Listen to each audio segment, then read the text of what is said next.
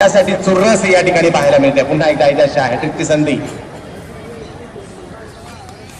मोठा फटका फायनलच्या दिशेने मारण्याचा प्रयत्न, पहिला चेंडूवर सफल झाला आणि चेंडू मात्र नक्कीच फिरकावून देतो तो स्क्वेअर लेग फायनलच्या दिशेने 4 धावांसाठी। या ठिकाणी नक्कीच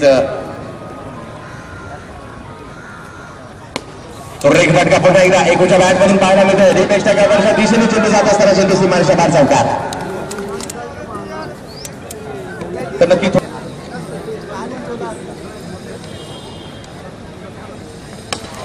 सुंदर फटका एकूच्या बॅट मधून निघतोय। संजय सोलंकीच्या बॅट मधून लाजवाब षटकार।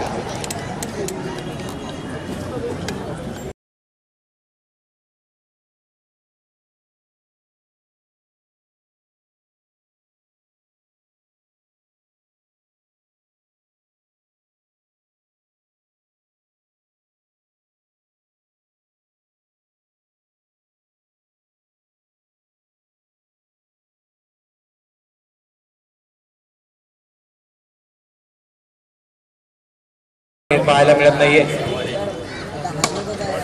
फुलटॉस पद्धतीचा चेंडू अडवण्याचा प्रयत्न, परंतु चेंडू डोक्यावरून जातोय। टप्पा पडल्यानंतर किशन देवेंद्रच्या 4 धावांनी संघाची धावसंख्या मात्र या ठिकाणी वाढेल। पंच करुणाकरण कोटियन पुन्हा एकदा मोठा फटका मारण्याचा प्रयत्न, अत्तर शेख चेंडूवर येतोय, चेंडू अडवला सुरू जातोय। 1 धाव पूर्ण होते, दुसऱ्या धावेचा प्रयत्न या ठिकाणी केला जातोय। सादिक राजापूरकर आणि 2 धाव पूर्ण होतात, त्यावेळी तिसऱ्या धावेचा प्रयत्न केला जातोय का?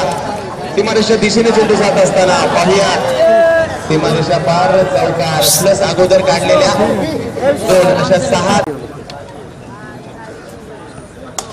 सुरेख फटका कव्हरच्या दिशेने मारण्याचा प्रयत्न, हवेत चेंडू जातोय आणि नक्कीच भूषण पाटील क्षेत्ररक्षण करताना चांगलं क्षेत्ररक्षण भूषण पाटीलकडून पाहायला मिळालं। नक्कीच वेध घेतला, कोणत्या दिशेने चेंडू वळणार आहे त्या दिशेने क्षेत्ररक्षण केलं। 2 धावा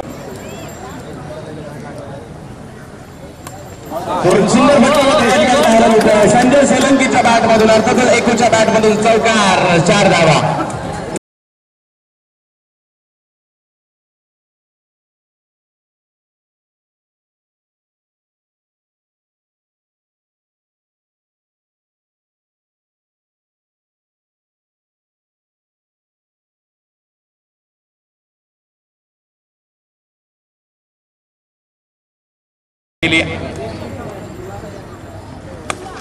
आता मात्र चांगला चेंडू चांगल्या दिशेने टप्प्यावर पाहायला मिळाला। 1 धाव नक्कीच मिळते। क्षेत्ररक्षक चेंडूवर येतो, दुसरी धाव घेण्याचा प्रयत्न या ठिकाणी केला जातोय। प्रशांत माची आणि धावबादची मात्र या ठिकाणी प्रयत्न झाला आणि धावबाद देखील होतोय खेळाडू।